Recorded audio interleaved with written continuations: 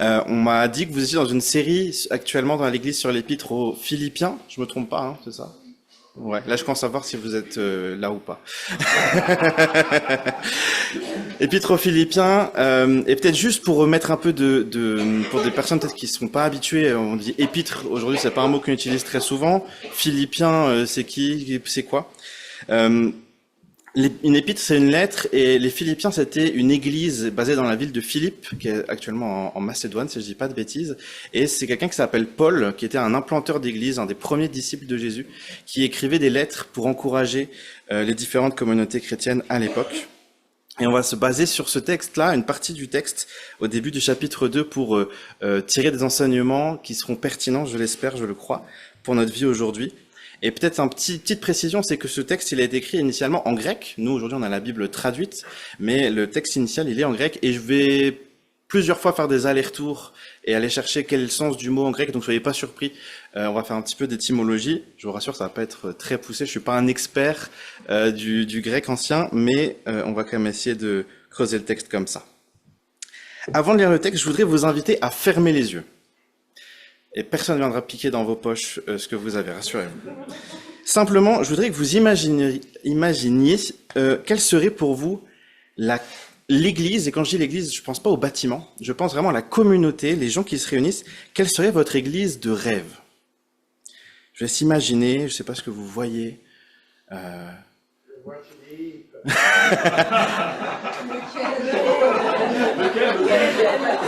un rêve, moi, Peut-être, et je souhaite en tout cas certains, peut-être vous voyez l'église de Villers, et je me réjouirais d'entendre ça, mais peut-être vous imaginez différentes choses, des gens souriants, des gens qui s'aiment, qui se soutiennent. Je sais pas, je vous laisse imaginer quelques instants. Et puis, on va voir que Paul, dans le texte, il parle d'une église qui, moi, me semble une église idéale. Alors, je vous invite à ouvrir les yeux si vous le voulez. Si vous voulez garder les yeux fermés, vous pouvez, mais risque d'endormissement important.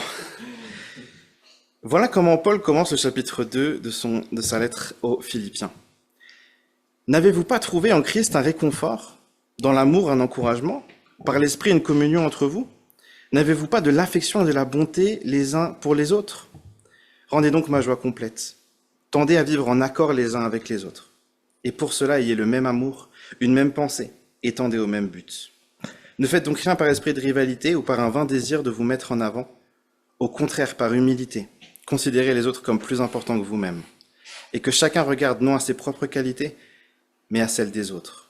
Tendez à vivre ainsi entre vous, car c'est ce qui convient quand on est unis à Jésus-Christ. Et je vous propose de nous arrêter déjà sur cette portion-là. Paul, il commence, il dit, et là il y a une formule un peu rhétorique, il pose une question qui induit la réponse. N'avez-vous pas trouvé dans le Christ un réconfort, dans l'amour un encouragement, par l'esprit une communion entre vous? Il sous-entend, oui, l'église de Philippe, vous êtes une église où il y a du réconfort en Christ, il y a de l'amour, il y a de l'encouragement, il y a une communion. Je vais développer un peu, mais moi ça me fait envie déjà, je me dis, c'est bien quand on peut vivre ça. Et je me dis, cette église, elle est pertinente. Certainement, dans son contexte, elle est pertinente pour nous aujourd'hui. Paul, il commence par parler du réconfort, de la consolation qu'on trouve en Jésus. Je sais pas ce que vous en pensez, mais je crois que notre monde, et peut-être notre société française particulièrement, a besoin de réconfort. Et je vous cite juste quelques chiffres que j'ai trouvés sur le site Santé publique France. Je vous lis un passage. Les Français sont les plus gros consommateurs de psychotropes du monde. Plus d'un quart des Français consomment des anxiolytiques, des antidépresseurs, des somnifères et autres médicaments psychotropes. La dépression est l'un des troubles les plus répandus, puisqu'elle concerne environ 15 à 20% de la population générale sur la vie entière. 3 millions de personnes souffrent de troubles psychiques sévères, et le suicide est la première cause de mortalité entre 15 et 35 ans. Là, je viens de plomber l'ambiance, là. Mais il y a une réalité, c'est que les gens autour de nous ont besoin de réconfort. Et Paul dit, dans votre église, vous allez trouver le réconfort en Christ, dans votre communauté. Coche déjà une belle case. Si dans une église, des gens viennent et trouvent le réconfort, trouvent la consolation en Jésus, on est bien. Et puis il continue, il dit, vous allez trouver un encouragement dans l'amour. Je sais pas comment, par exemple, vous avez vécu la période Covid, Mais il y a toute cette période où on était éloignés les uns des autres, on vivait les cultes par Zoom.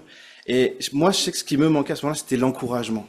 De retrouver les frères et sœurs, de juste me sentir aimé, concrètement, tangiblement. Et puis, moi, voilà, c'est ce qui m'a reboosté quand on a fini le Covid. Et oui, dans cette église à Philippe, ils vivaient ça visiblement. Paul, il dit, vous avez trouvé dans votre église un encouragement dans l'amour. Deuxième case de cocher. Il continue, il dit, vous avez trouvé, il y a la communion par l'esprit. Alors là, c'est des mots, on n'utilise plus beaucoup aujourd'hui. Et je vais aller dans le grec pour une première fois.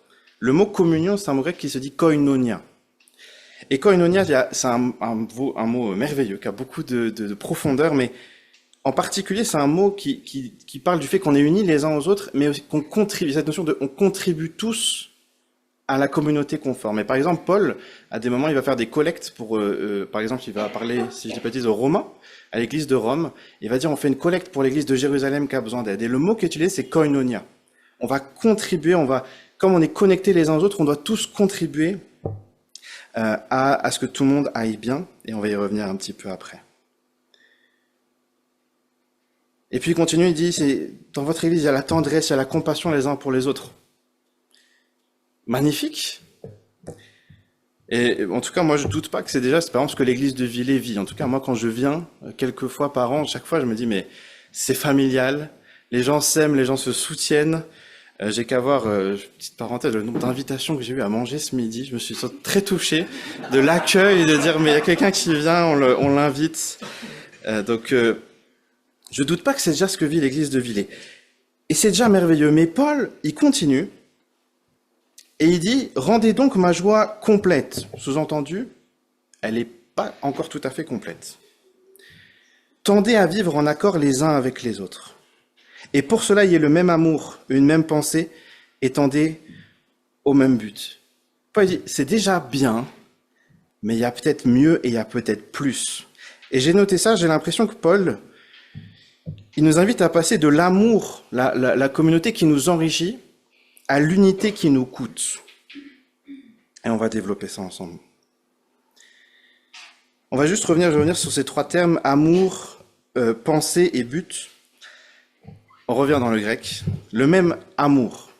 Et nous, en français, on a un seul mot pour dire j'aime le poisson, j'aime ma femme, j'aime l'église, qui sont pourtant trois notions très différentes. Et ce qui est bien, c'est qu'en grec, il y a différentes notions, différents mots pour dire amour. Il y a l'amour eros, qui a donné érotique, donc c'est tout ce qui est l'amour plutôt physique, passionné. Il y a l'amour philia, je suis cinéphile, j'aime le cinéma, j'aime la sagesse, la philosophie. Donc c'est l'amour, mais plutôt l'amour j'aime, ça me fait plaisir, ça m'apporte quelque chose. Il y a encore d'autres termes, mais là le terme qui est utilisé pour parler de l'amour, c'est l'amour agapé, agapao. Et cet amour, c'est l'amour désintéressé, inconditionnel. Et l'amour, quand on parle de l'amour de Dieu, par exemple. Et Paul, il dit, l'amour, c'est pas l'amour philéo, c'est pas l'amour qui gagne quelque chose. L'amour qui nous encourage à vivre, c'est l'amour agapé. L'amour inconditionnel. L'amour qui me coûte quelque chose. Et c'est par exemple, on y viendra après, l'amour sacrificiel de Jésus. Ensuite, Paul dit, ayez la même pensée. Et là, moi, j'ai un peu les lumières rouges dans ma tête. Je dis, comment ça? Faut qu'on pense tous la même chose. J'ai pas le droit d'avoir mon avis. Encore une fois, on va aller dans le grec. Quand Paul écrit, il utilise un mot, c'est la seule fois qu'il revient dans tout le Nouveau Testament, c'est soum psukos. Soum psukos. Même pensée, mais l'idée derrière, psukos, c'est un terme, c'est littéralement, c'est l'âme. Là, c'est ce qu'a donné, il me semble, psyché. Psychologie. Et on retrouve cette idée dans la koinonia, on forme un seul corps ensemble, et il y a la même vie, la même âme qui nous unit. On est la même dynamique. Et il y a cette idée qui revient, c'est dans un autre texte dans le livre des Actes, donc c'est un livre qui parle après Jésus meurt, ressuscite et est élevé, glorifié. Et ensuite, il y a l'histoire de comment ça se passe pour les premiers disciples. Et voilà ce qu'on peut lire dans le livre des Actes. Tous ceux qui étaient devenus des croyants vivaient dans une parfaite unité de cœur et d'esprit. Et esprit, là, c'est encore une fois l'idée de psouché, l'âme. Et comment ça se manifestait? Personne ne se prétendait propriétaire de ses biens, mais ils partageaient tout ce qu'ils avaient. Avec une grande puissance, les apôtres rendaient témoignage de la résurrection du Seigneur Jésus, et la grâce de Dieu agissait avec force en eux tous. Aucun d'eux n'était dans le besoin, car ceux qui possédaient des champs ou des maisons les vendaient, apportaient le produit de la vente et le remettaient aux apôtres. Ceux-ci le répartissaient alors entre tous, et chacun recevait ce dont il avait besoin. C'est ainsi que, par exemple, un certain Joseph possédait un terrain. C'était un Lévite originaire de Chypre. Les apôtres le surnommaient Barnabas, ce qui veut dire l'homme qui encourage. Il vendit son terrain, apporta l'argent et remit le produit aux apôtres. Et là, ce texte nous parle de cette église qu'on appelle l'église primitive. C'est la première communauté de gens qui croyaient en Jésus. C'était juste après le départ de Jésus. Et il y avait cette idée de on est une seule et même âme. Et du coup, ça nous coûte les uns aux autres de mettre en commun, de partager. Alors, peut-être on pourrait dire que c'était un peu radical quand même de vendre tout ce qu'ils avaient. Mais cette notion de je vais contribuer, je vais apporter ce que je peux donner aux autres parce qu'on fait partie d'un même corps et on fait partie les uns des autres. Et ensuite, Paul il nous parle d'avoir un même but. Et je voudrais vous poser la question, d'après vous, c'est quoi le but d'une église, d'une communauté chrétienne qui se réunit? Pourquoi? T'as dit quoi, Philippe? Une vie missionnelle. Une vie missionnelle. Ceux qui n'ont pas la ref, il y avait une formation hier sur comment vivre l'église d'une façon missionnelle. Est-ce que vous avez des idées, des termes? Oh, les deux devant, là. Pardon.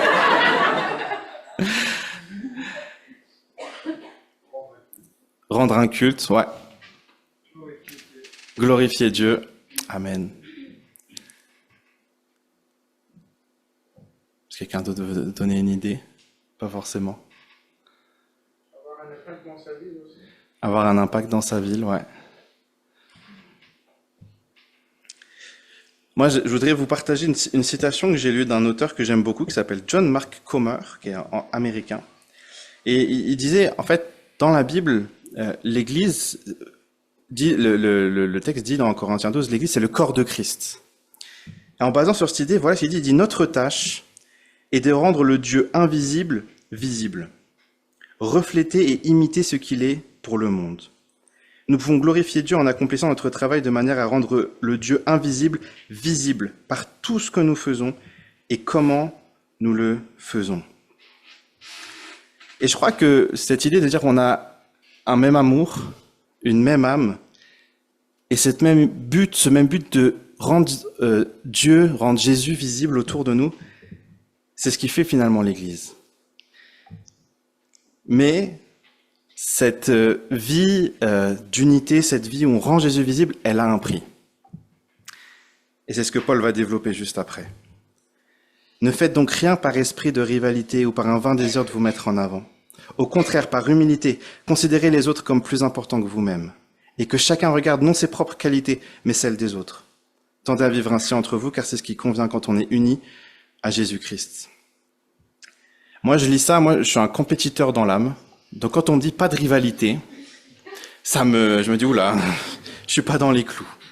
Et je me dis que notre société, elle fonctionne sur ces deux principes de vain désir de se mettre en avant, l'orgueil, la rivalité. Il y a qu'à voir les guerres entre partis politiques, les compétitions entre entreprises, entre pays, entre nations aujourd'hui. Notre monde, on est en compétition quasiment constante avec les autres. Et je dis pas forcément, je suis pas là pour faire une critique complète de comment notre monde fonctionne, mais c'est de dire que dans l'Église, c'est pas comme ça que ça doit fonctionner.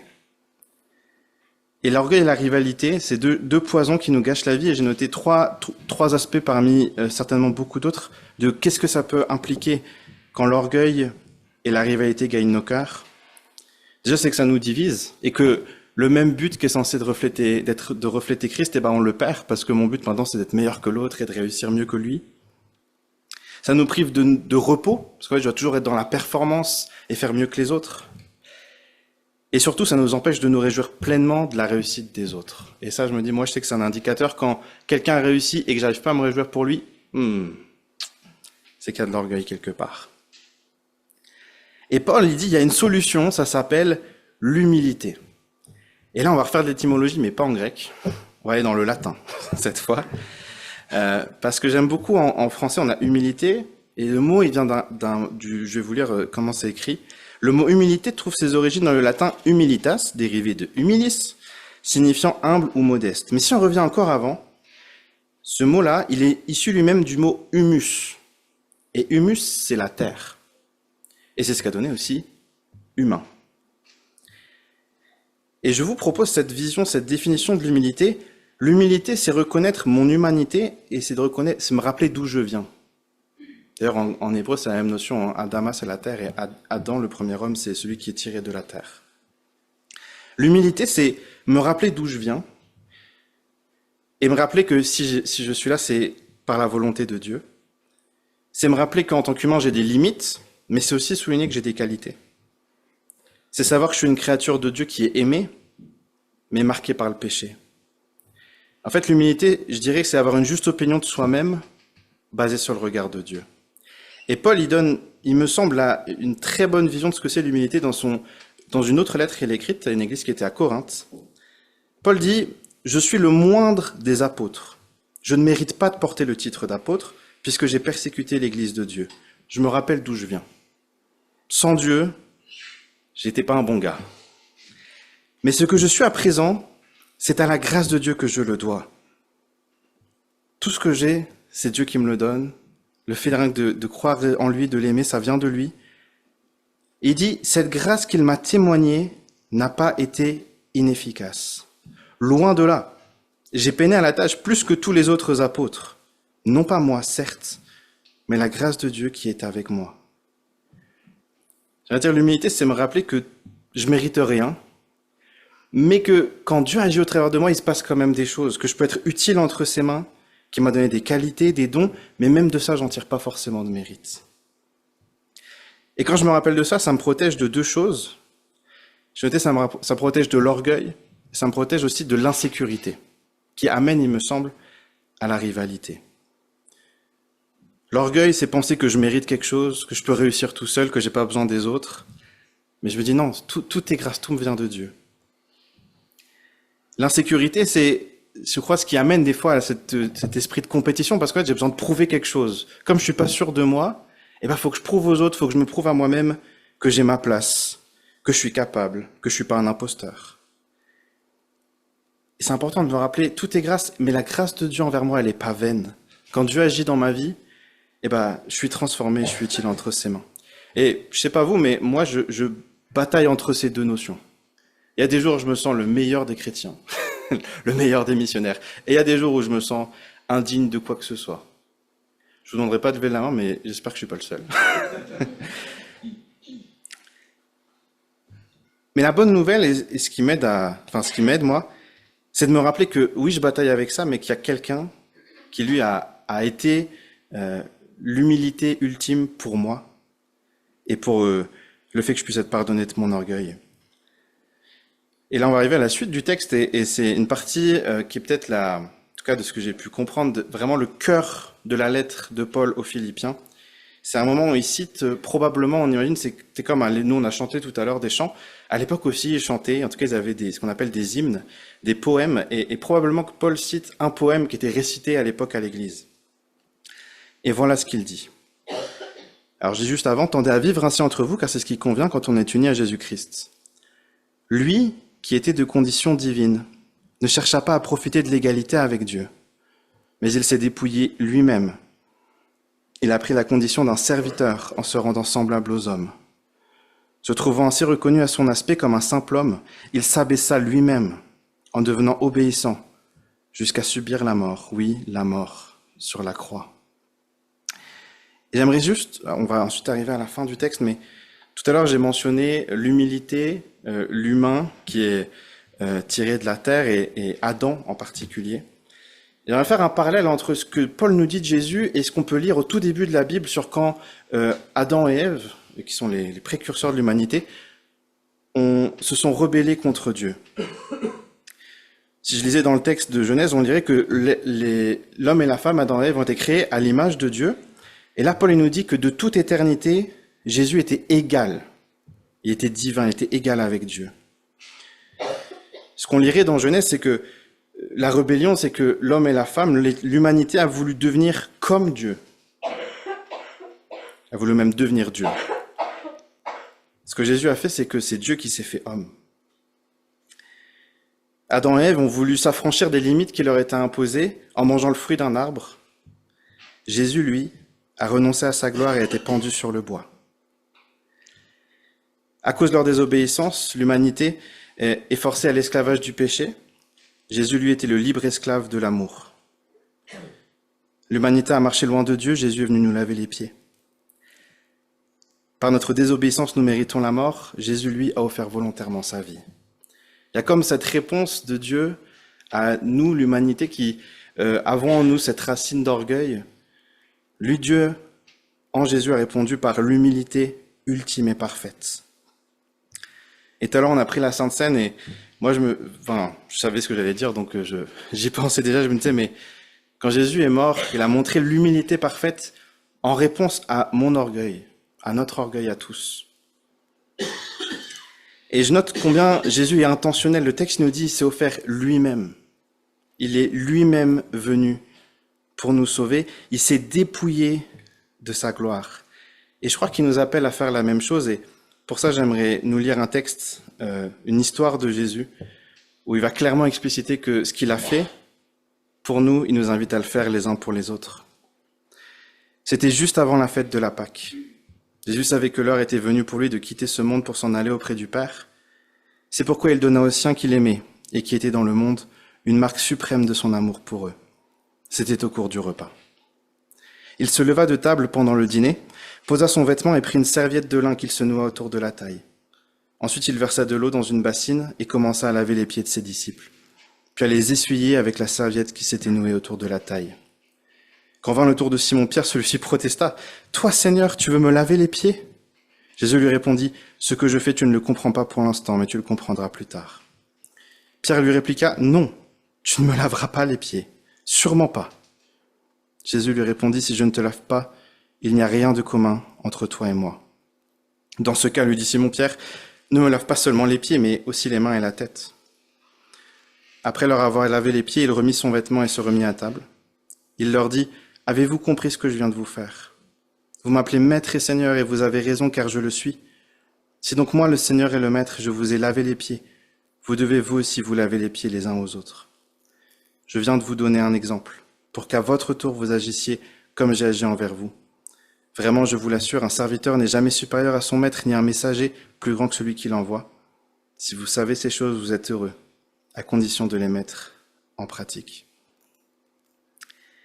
Et j'aimerais nous inviter juste à prendre un temps de silence, quelques instants de méditation peut-être, pour contempler d'un côté ce Jésus serviteur qui lave les pieds de ses disciples, qui meurt sur la croix pour nous, et peut-être aussi prendre le temps d'écouter Dieu et lui demander, mais si toi Jésus, tu as été intentionnel pour t'abaisser, comment moi je peux l'être ? Et avant qu'on prenne son sens, j'ai noté quelques idées, peut-être parce que moi, elles me concernent d'abord. Peut-être que m'abaisser, ce serait demander pardon à quelqu'un, confesser un péché, prendre du temps pour me mettre au service concrètement de mon entourage, renoncer à avoir toujours raison, apprendre à m'arrêter dans mon quotidien pour prendre soin des autres, et puis tout ce que le Saint-Esprit pourra mettre sur nos cœurs.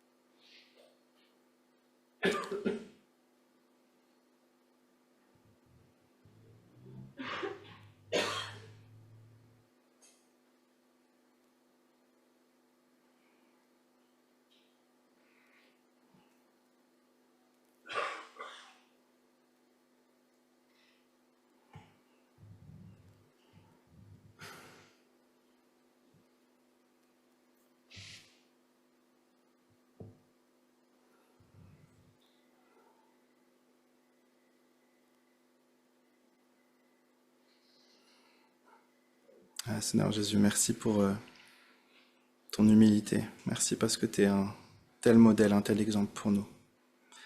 Et ouais, merci pour cet amour fou qui est venu jusqu'à prendre notre place et ouais, jusqu'à t'abaisser volontairement. Et ma prière, c'est que tu nous aides, et moi en particulier, à aimer à ce point. Et je te prie de nous montrer dans notre quotidien comment on peut nous aussi nous mettre au service les uns des autres. Merci pour l'église de Villers, parce que je crois que c'est déjà ce qui se vit à bien des niveaux, mais je crois qu'on peut tous et toujours aller plus loin. Et je te prie vraiment de nous aider à considérer les autres comme plus importants que nous-mêmes, sans jamais oublier à quel point tu nous aimes tous, chacun. Donne-nous de pouvoir vivre cela, et comme tu dis, ça nous rendra heureux de mettre en pratique ce service les uns aux autres et d'accepter de payer le prix de l'unité que tu veux permettre à ton Église de vivre. En ton nom, Jésus. Amen. Amen. Il me reste juste quelques secondes pour conclure et lire la fin du passage. C'est la fin du poème. Paul y termine en disant « C'est pourquoi Dieu l'a élevé à la plus haute place. Il lui a donné le nom qui est au-dessus de tout nom, pour qu'au nom de Jésus, tout être s'agenouille dans les cieux, sur la terre et jusque sous la terre, et que chacun déclare « Jésus-Christ est Seigneur, à la gloire de Dieu le Père ». Et là, on voit un principe de ce qu'on appelle le royaume de Dieu. Je dirais le royaume de Dieu, c'est le lieu, la sphère d'influence de Dieu, et comment les choses devraient se passer dans un monde parfait. Et il y a ce principe qui revient plusieurs fois dans la Bible, c'est que Dieu résiste aux orgueilleux, mais il fait grâce, il élève les humbles. Et j'ai l'impression que même Jésus a vécu ce principe-là. Paul dit, c'est pourquoi il s'est abaissé, donc il a été élevé. Et j'aimerais que ça nous encourage déjà à nous rappeler que Jésus revient, que tout genou fléchira, que toute langue confessera qu'il est Seigneur. Et moi, j'ai hâte de voir ça. Mais en attendant, juste nous encourager à nous dire que nous, on se prépare à son retour. Et moi, j'ai cette idée que plus je me dépouille maintenant, plus j'apprends à vivre dans l'humilité, à servir les autres d'une certaine manière, plus il y aura cette élévation, et que finalement, servir, c'est apprendre à régner avec Jésus quand il reviendra.